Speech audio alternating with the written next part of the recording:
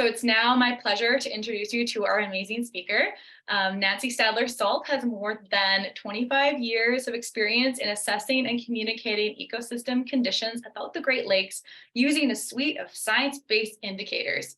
She started her career with Environment and Climate Change Canada as a meteorologist, where her fascination with the Great Lakes began, especially when she saw firsthand how their immense size impacted local weather. Since 2005, she has been the Canadian lead of the binational, multi-jurisdictional, multi-partnered State of the Great Lakes reporting. Nancy holds a Bachelor of Science from the University of Guelph and a postgraduate certificate in atmospheric science from York University. She is the recipient of a Citation of Excellence for her work on indicators and the State of the Great Lakes reporting. She's really passionate about improving and protecting the environment and loves hiking, finding waterfalls, and discovering Parks Canada red chairs. So Nancy has a great presentation for you all. I'll pass it on to her now to share her screen.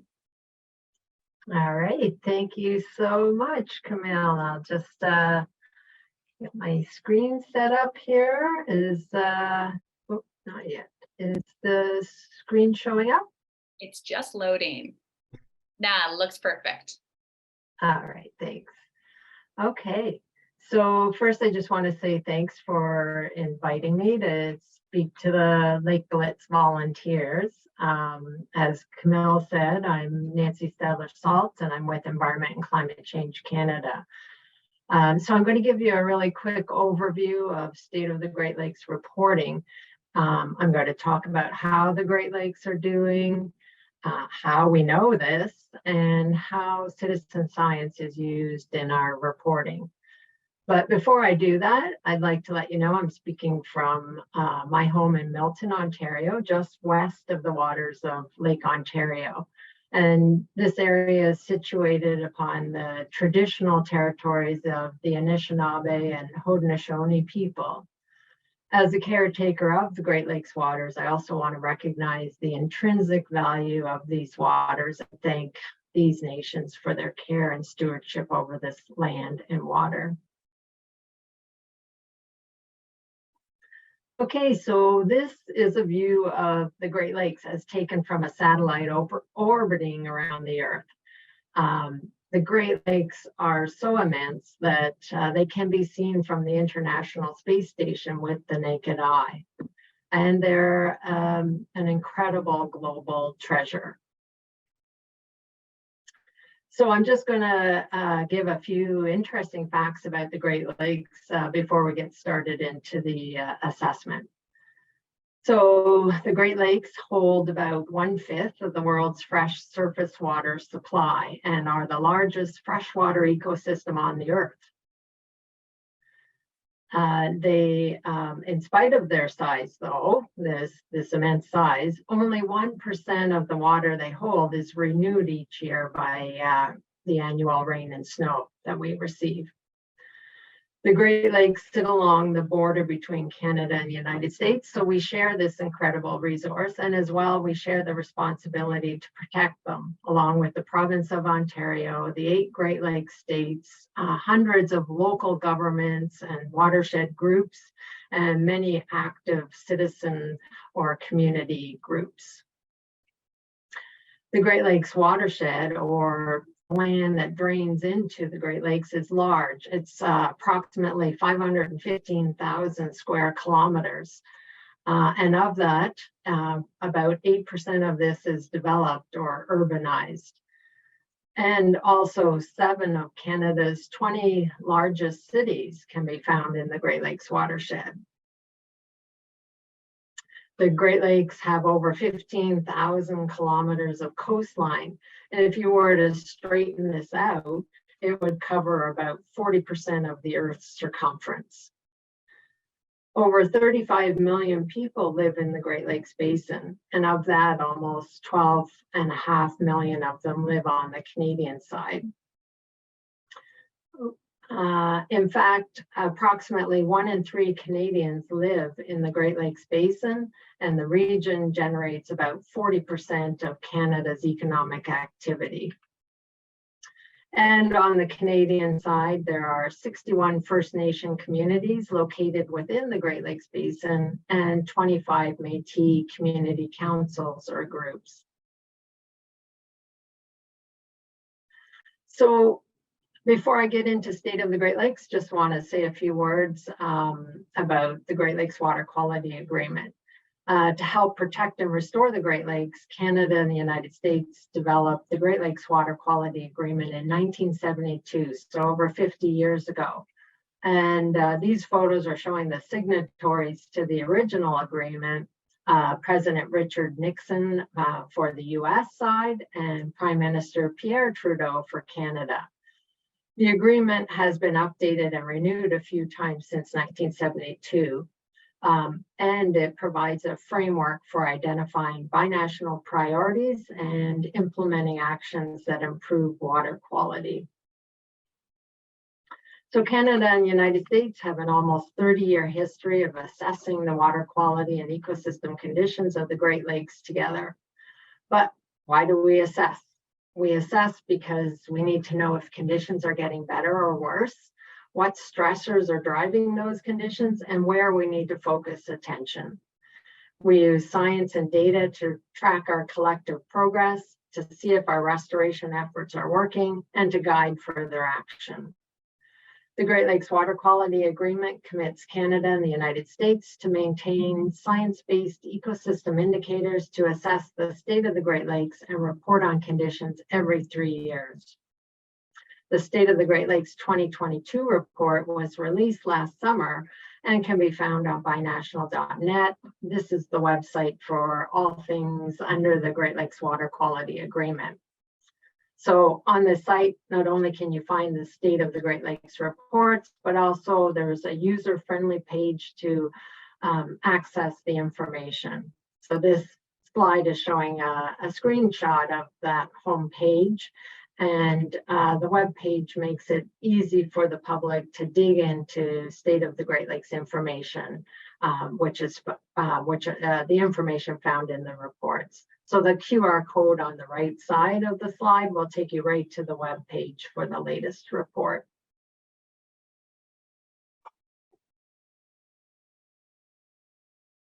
And of course, we don't do this in a vacuum.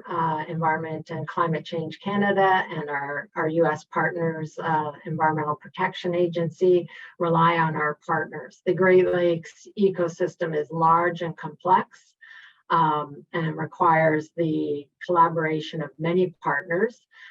Because no one agency or organization has the mandate or the jurisdiction to monitor everything or everywhere in the Great Lakes Basin. So these are many of the partners that support State of the Great Lakes reporting.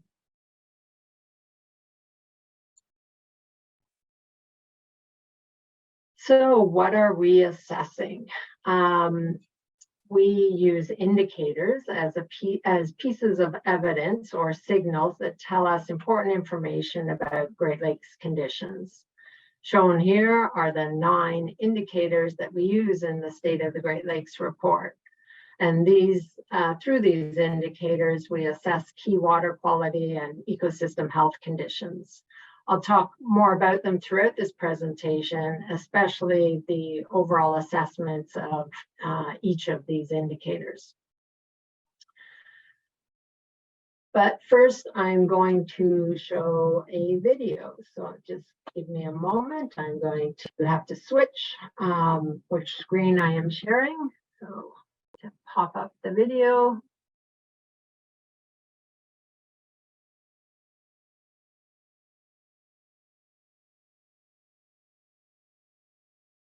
Apologize, it's not in the same spot as it was.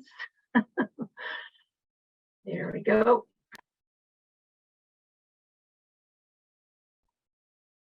And Camille, please let me know if the volume is not working. Will do. The Great Lakes are a vast, incredible, and essential resource as a very diverse ecosystem with globally rare and unique species. Containing 1/5 of the world's fresh surface water supply, They provide drinking water to approximately 28 million Canadians and Americans, habitats to over 3,500 plant and animal species throughout the region, and are important to the economies of both Canada and the United States. In 2012, the Canadian and U.S. governments revised the Great Lakes Water Quality Agreement, committing to protect and restore the Great Lakes through monitoring, implementing action, and reporting on the health of the ecosystem and its components. The agreement states that the State of the Great Lakes report should be updated and released tri-annually and should describe basin-wide environmental trends and lake-specific conditions using ecosystem indicators established by Canada and the U.S. There are 9 of these ecosystem indicators, and each of them correspond to one of the 9 general objectives outlined in the agreement. Every indicator consists of 1 or more sub-indicators that contribute to its overall assessment. Each sub-indicator has a report authored by scientific experts who analyze the status of the ecosystem component and assess it as either good, fair, or poor. The trend is also analyzed and assessed as either improving, unchanging, or deteriorating. The process of developing and releasing the State of the Great Lakes reports involves an important technical review of the sub-indicator reports once written, where experts representing over 25 Great Lakes agencies and organizations offer input and insights on the science and assessment to ensure the highest degree of scientific integrity. These reports benefit the public, decision makers, and technical experts alike by educating and engaging on the importance of the science stemming from the Great Lakes and everything they impact. The State of the Great Lakes reports highlight established science, providing us with vital information to better protect this essential ecosystem for generations to come. Okay, I'll go back to the present. Oh, hang on. Get these ads on YouTube.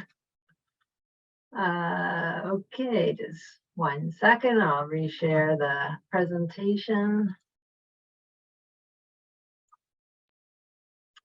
All right, are you seeing that? The presentation again? Okay, thanks. Now I have lost my how to advance the slide screen. Just give me a moment.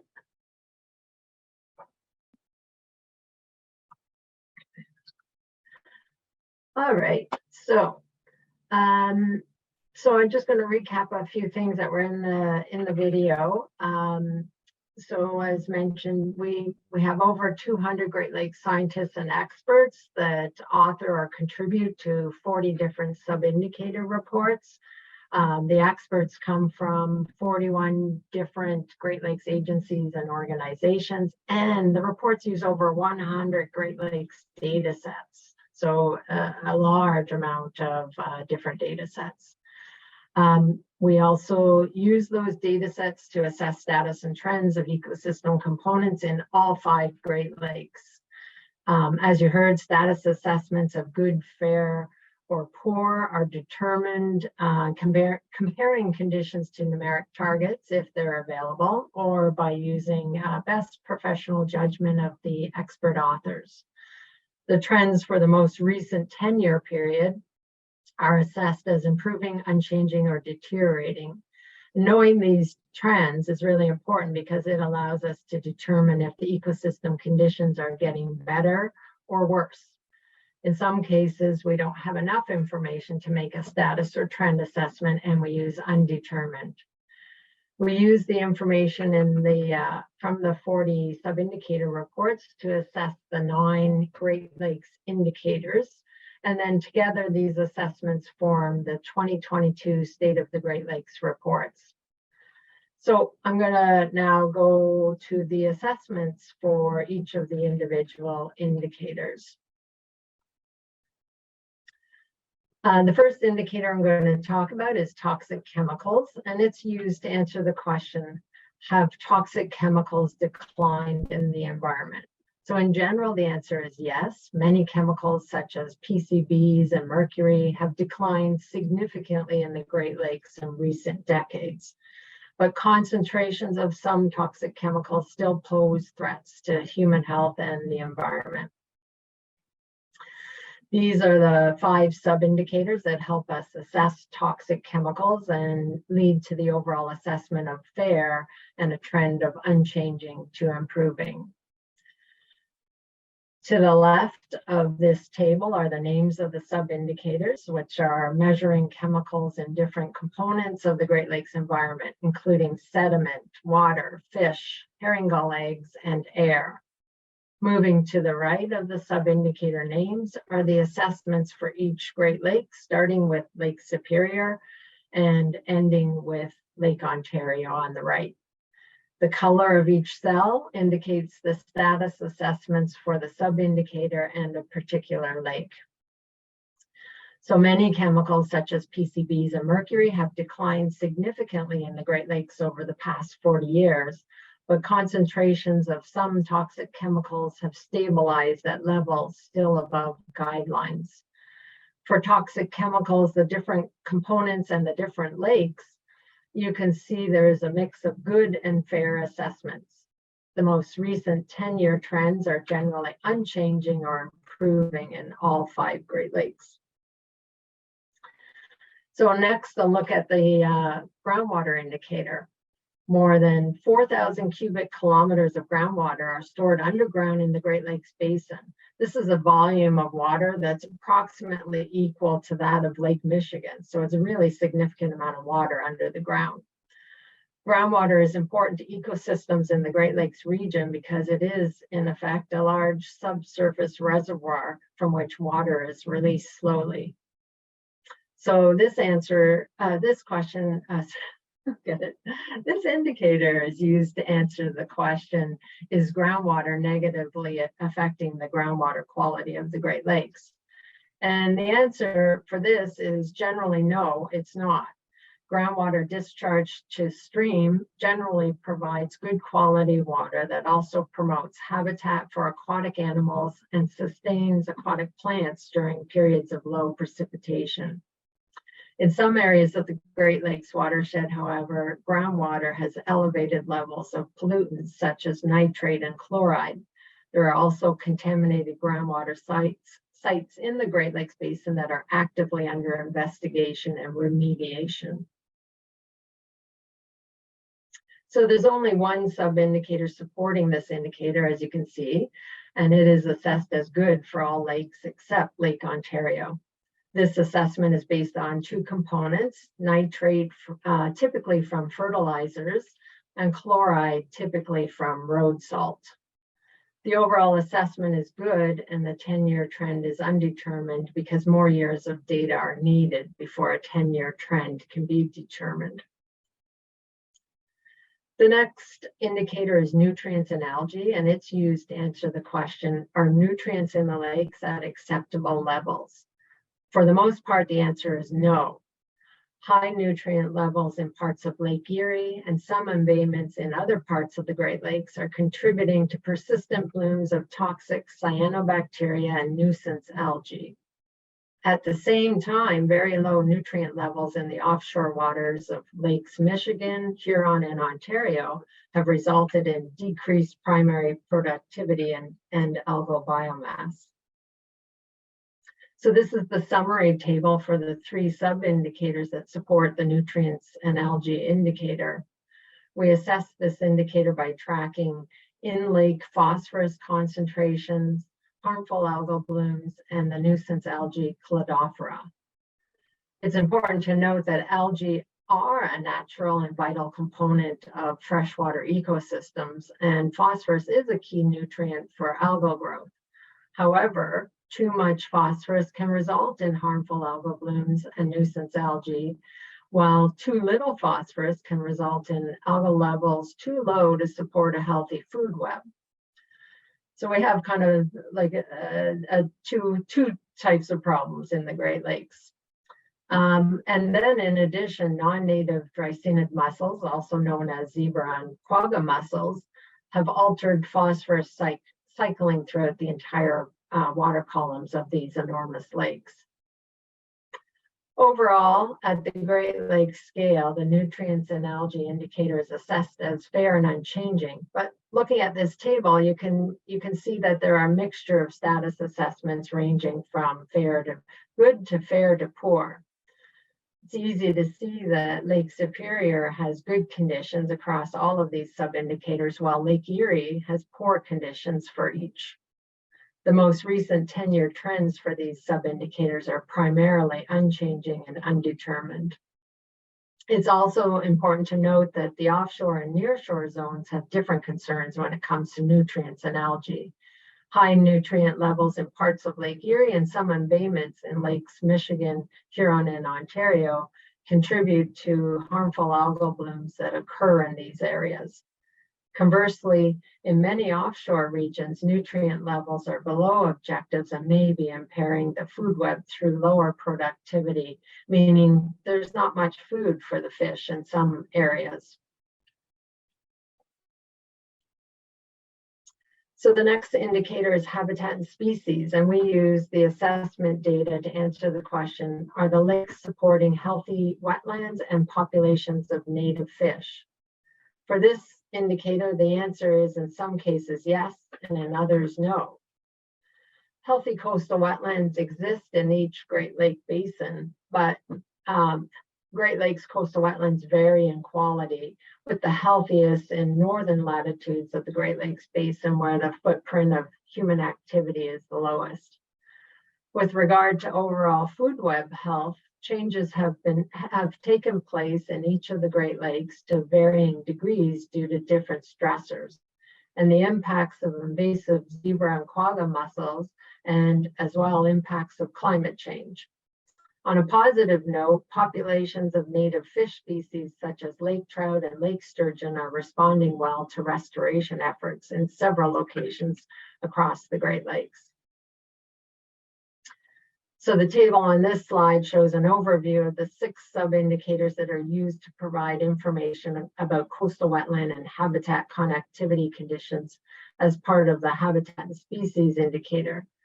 These sub-indicators assess coastal wetland flora and fauna, as well as the extent to which Great Lakes tributaries remain accessible by migratory fish. These sub-indicators tell us that the quality of coastal wetlands varies throughout the Great Lakes basin. Coastal wetlands in Lake Superior and the northern shores of Lakes Michigan and Huron are generally in better condition and show fewer signs of impairment than wetlands in Lakes Erie and Ontario. So this table shows the 8 habitat and species sub-indicators that are used to assess the complex aquatic food web. The Great Lakes aquatic food web is made up of many interacting species ranging from phytoplankton and zooplankton, or the tiny plants and animals in the water, up to prey fish and predator fish.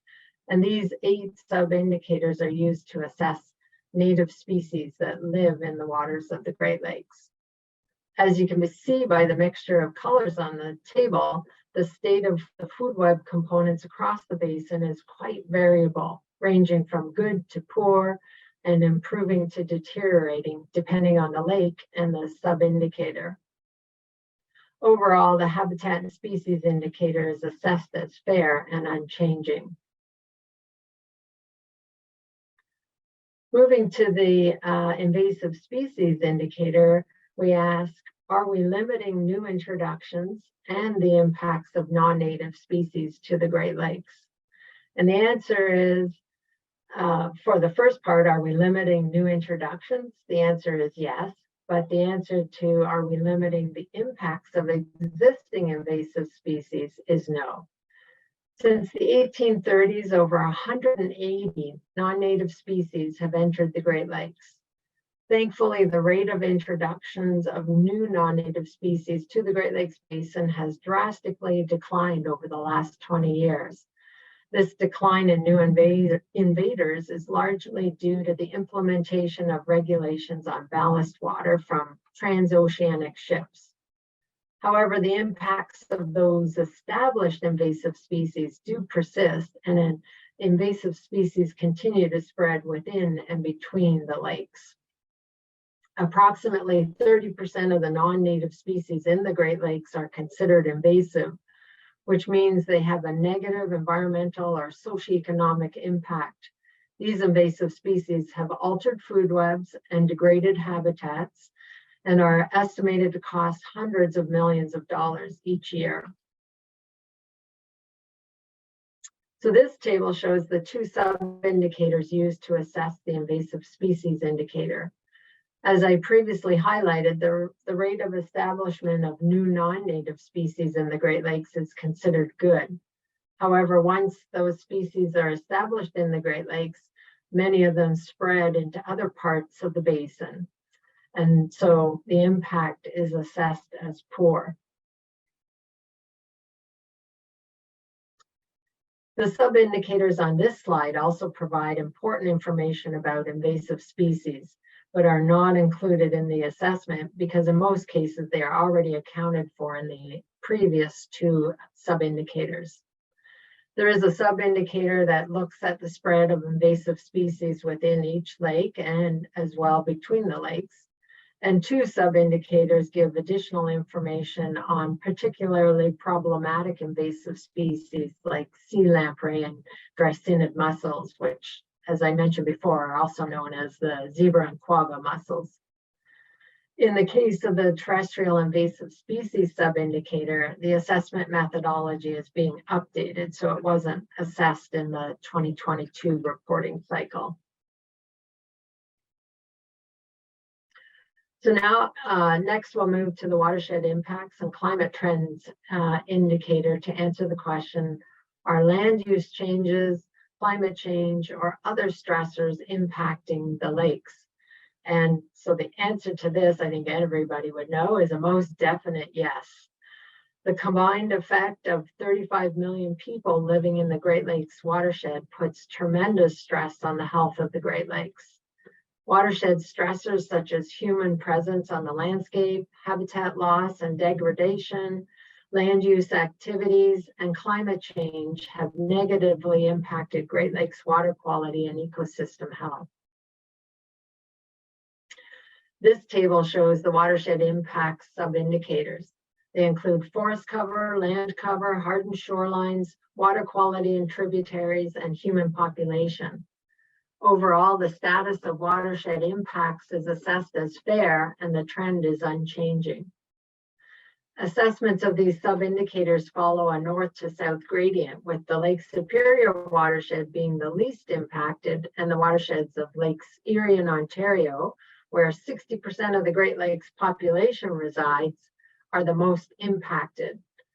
And that population is expected to continue to grow, with the most rapid population growth currently occurring in the Greater Toronto area of the Lake Ontario basin.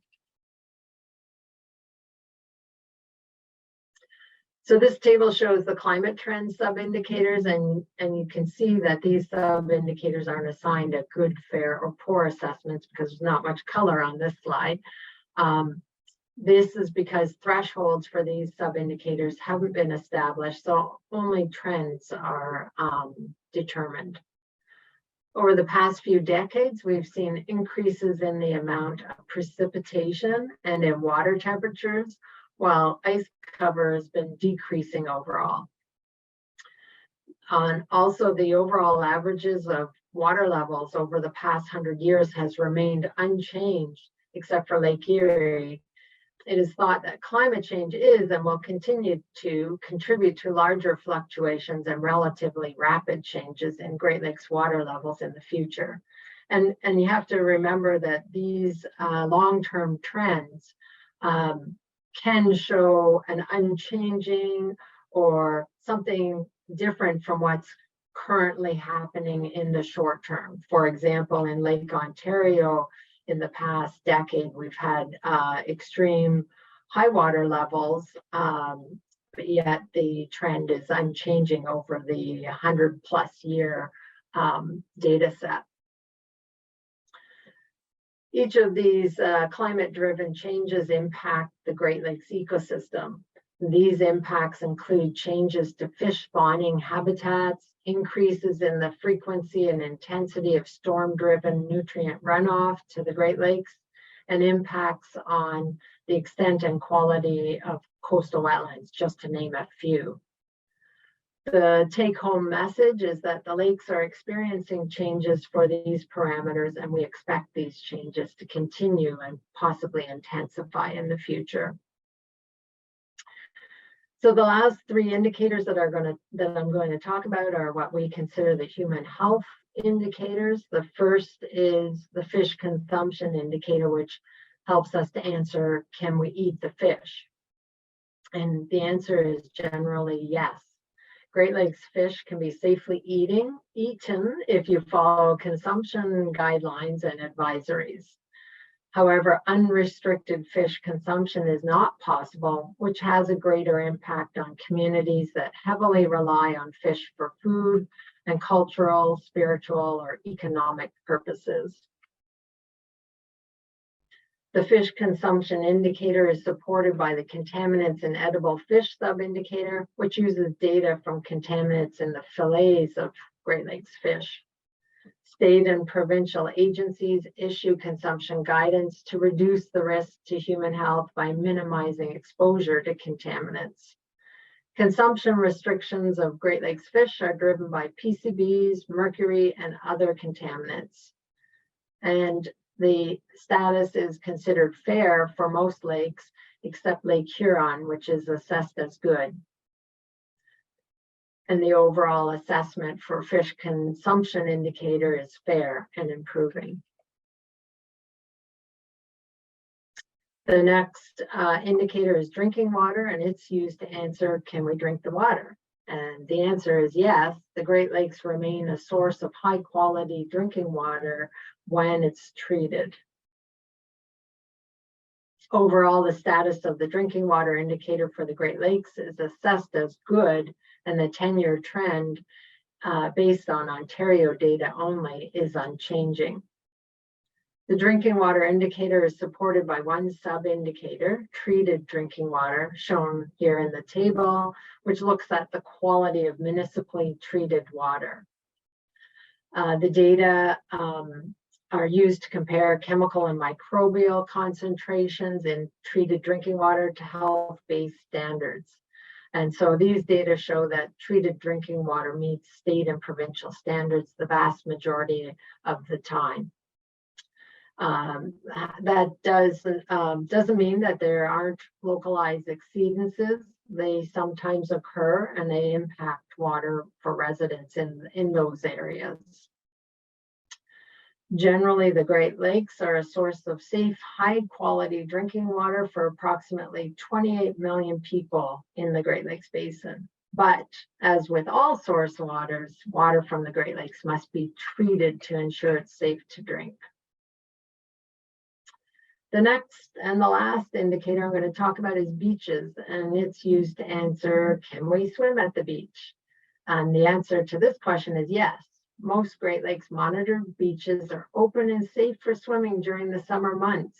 However, some beaches are occasionally unsafe for swimming due to bacterial contamination, including pathogen risks, indicating pathogen risks. The beaches indicator is supported by the beach advisory sub-indicator. It looks at the fecal indicator bacteria, E. coli, at over 700 monitored beaches across the Great Lakes. Elevated levels of E. coli can result in beach advisories, which are issued to prevent human health concern. The overall assessment for beaches is good, and the trend is unchanging to improving. So here's a summary of the 9 indicator assessments at the overall Great Lakes scale from the 2022 State of the Great Lakes report. The indicators assessed as good are drinking water, beaches, invasive species prevention, and groundwater quality. The indicators assessed as fair are fish consumption, toxic chemicals, habitat and species, nutrients and algae, and watershed impacts. invasive species impacts is assessed as poor, and climate trends themselves are reported but not assigned an assessment. So what are Canada and the United States and the people of the Great Lakes Basin doing to address challenges and threats to Great Lakes health and improve conditions so that more of the ecosystem returns to the good status? The answer is a lot. There are a lot of projects going on to restore conditions and large investments going into protecting the Great Lakes on both sides of the border. In fact, recently, Prime Minister Trudeau announced a large sum of money for a 10-year program to help protect and restore Great Lakes water quality. Canada and the United States will continue to use a comprehensive and consistent suite of science-based indicators to assess the Great Lakes, measure progress against the objectives of the agreement, and identify emerging threats. To do this, we will continue to rely on the important monitoring programs implemented by our many Great Lakes partners. So what do we look for? What does State of the Great Lakes reporting team look for when considering including a data program into the reporting cycle? First, monitoring and data collection programs need to be long-term, ongoing, and of a broad geographic scale, and of course, fall within the Great Lakes Basin. Individual or local research studies do have purpose and are important, but don't necessarily provide the consistency over time or the geographic area that's needed for State of the Great Lakes reporting. Second, it's important for monitoring programs to use the same protocols for data collection as other programs. This allows for the information to be compared and also allows it to be rolled up to different geographic scales. Third, data need to be findable and or accessible. If we can't get them, then we can't use those data. And fourth, data need to be quality assured and or quality controlled so that there's confidence in the data. So most of the 40 sub-indicators used in the 2022 SOGAL reporting, I say State of the Great Lakes as the acronym is SOGAL. I say it as a word, so I apologize. Most of the 40 sub-indicators used in State of the Great Lakes reporting get their data from ongoing, long-standing agency monitoring programs. They tend to have program stability and cover a broader geographic scope. However, there are some sub-indicators that also incorporate data collected by citizen scientists. For example, the coastal wetland birds and coastal wetland amphibians utilize data from the Marsh Monitoring Program, which is run by Birds Canada. They enable volunteers who go out to various wetlands and marshes around the Great Lakes Basin to record bird and amphibian calls and provide their data to the Marsh Monitoring Program coordinator, who then rolls the information up for use in the sub-indicator assessments. In addition to those two, there are the two invasive species sub-indicators. Data is collected by various citizen science programs such as EDMAPS or early detection and I can't remember what the second D stands for, MAP system, as well as IMAP invasives and Midwest Invasive Species Information Network, and the appropriate expert verified information is pulled into an overarching data set called GLANCES, or Great Lakes Aquatic Non-Indigenous Species Information System. It's quite a mouthful, but so they pull this data from a lot of citizen science data sets. The data is quality controlled and then used to help determine the assessments. And then the last sub-indicator, which utilizes citizen science data, is the terrestrial invasive species sub-indicator, and it also pulls the relevant data from EDMAPS and IMAPS.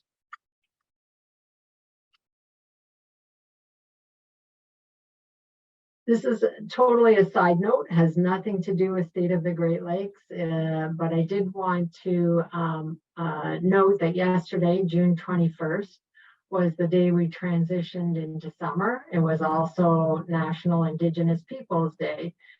And it was also Show Your Stripes Day. And so it's a day to bring awareness of our warming planet. They create these warming stripe graphics. These graphics are a visual representation of the change in temperature over the past 100 or more years. Each stripe represents the temperature averaged over a year. For Ontario, the stripes start in 1871 and finish in 2022. As you can see, the stripes turn from mainly blue at the left side of the graph in the 1870s to mainly red in the more recent years, illustrating the rise in average temperatures.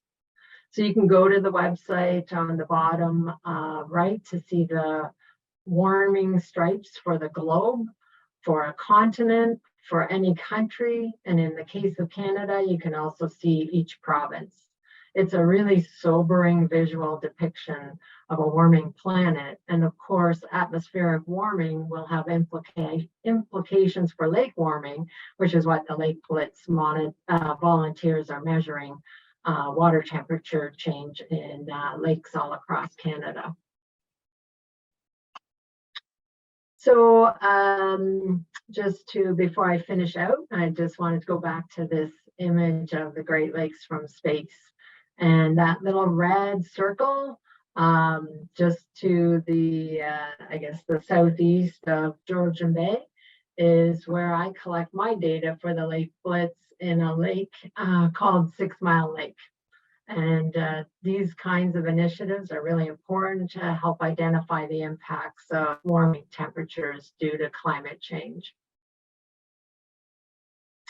And then here are some ways to get more information on the Great Lakes. You can go to these websites, or you can drop me an email. And I'll go back to that slide, but I also wanted to say thanks for your time and the opportunity to speak today. And I'm happy to answer any questions that you may have.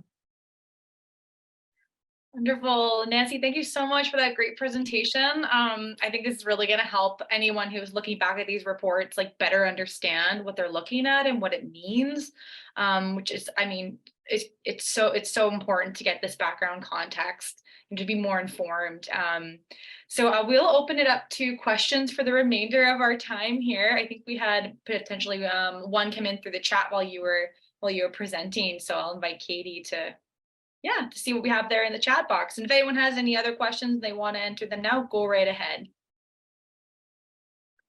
Yeah, so we have a question. Do you restore or retain any of the quality of the lakes? And then do you do anything with the invasive species, like remove them?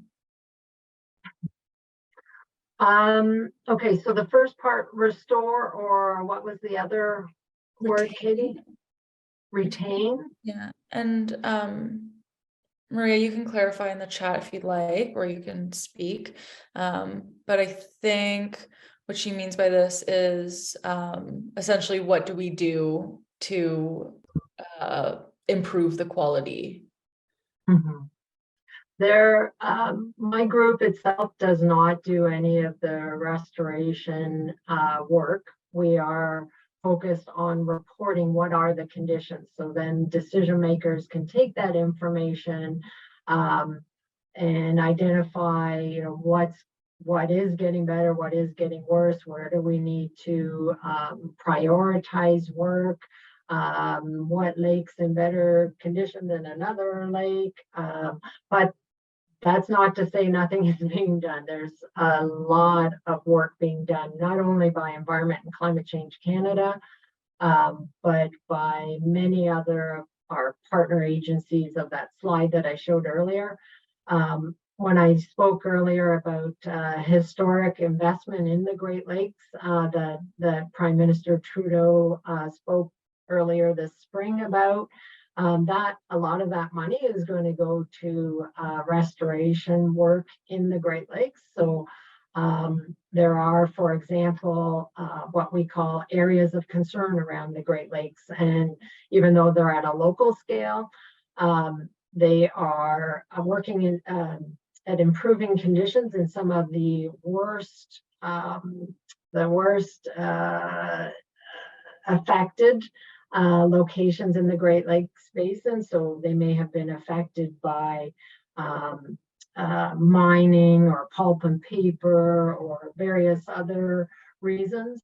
Even though the work will be local, the impact will, the improvements will be seen throughout the lake because they've had a big impact on lake water quality. So lots and lots of work being done in the Great Lakes, both sides of the border, to improve conditions. It's just not done by my group. And then the second part of the question about invasive species, again, not done by my group and actually not really done by Environment and Climate Change Canada. It's more under the mandate of Department of Fisheries and Oceans. But again, depending on the invasive species, in some cases, we're trying to control them. For example, sea lamprey. There is a sea lamprey control program that's has to is a continuous program, and it's to protect the fish, especially larger fish like lake trout and lake sturgeon, from the impacts of sea lamprey. And I don't know if you're familiar with sea lamprey, but they are basically an eel-like creature that is an invasive species. They suction themselves to a side of a large fish and basically suck the blood from the fish, drop off, and then go and spawn upstream and create many, many, many more of these sea lamprey. So there are many ways that that both governments are working to control the populations of the sea lamprey. Otherwise, if we're not doing that, the fish populations will be decimated in the Great Lakes. So that's just one example. There are other examples such as purple loosestrife, which is an invasive plant that likes the wetlands areas in the Great Lakes region. A lot of research went into that to figure out a way to control that species, and they finally found a beetle that would eat the purple loosestrife plant to keep the population in check. And the beetles, of course, before they released them, they want to ensure that the beetles weren't going to become a problem in the Great Lakes region as well. And through their research, they knew that they weren't going to be, and they have managed to control the purple loosestrife problem fairly well. There's many other species where it's too much of a challenge to control, like the zebra and the quagga mussels in the Great Lakes. You can't just scrape them out, like they're everywhere in the Great Lakes. And of course, the Great Lakes system is so large. If you were using a chemical, you'd have to apply way too much to impact the zebra mussel, and you'd likely impact something else as well. So depending on the species, there are certain control efforts that are going on. Of course, the best control is prevention. Don't let them get into the lakes in the first place, because you save yourself a whole heck of a lot of grief and protect the ecosystem and all the species within it. Awesome, thank you. That was a great answer. Yeah, thanks, Nancy. Lots of really great information there. Yeah, that's super interesting about the beetle that they were able to use as a way to like control invasives. Yeah, normally you're not sure how that turns out, but that's great that they found that out in their research that could be used. Well, that's fantastic, Nancy. I just wanted to give space for anyone else who might have questions. I didn't see anything else come in the chat there. Oh, we've got a raised hand. Yeah, Jacob, you're welcome to unmute. Great, thanks so much, Nancy. Fantastic presentation. So I understand that this presentation was focused on the State of the Great Lakes 2022 reporting, but can you provide any information, maybe some like a bit of a sneak peek about the next State of the Great Lakes report? Is there anything being done to prep for it? When can we expect to? When can the public expect to be able to review that report? Any information you could share on that? Thanks, Jacob. So as I mentioned, State of the Great Lakes is a 3-year cycle. So the 2022 report was released in summer 2022, and we anticipate the next report, State of the Great Lakes 2025, to be released in summer of 2025. A lot of work to be done between 3 years. Sounds like a lot of time to do these reports, but there's a lot of effort that goes into it, a lot of people that you have to coordinate with in order to get these reports ready. And just so people are aware, Jacob is on my team and supports State of the Great Lakes reporting. So thanks, Jacob, for reminding me to talk about the next report.